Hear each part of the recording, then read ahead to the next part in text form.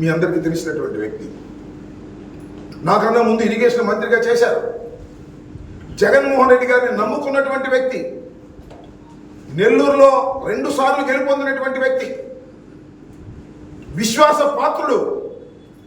జగన్మోహన్ రెడ్డి గారు ఎక్కడ నిలబడమంటే అక్కడ నిలబడేటటువంటి వ్యక్తి. వాళ్ళ వెనుదిరిగేటటువంటి వ్యక్తి కాదు. ధైర్యంతో ఉన్నటువంటి వ్యక్తి. ఏ సమస్యనైనా ఎదుర్కోగలిగిన సత్తా కలిగినటువంటి యువకుడు డాక్టర్ అనిల్ యాదవ్.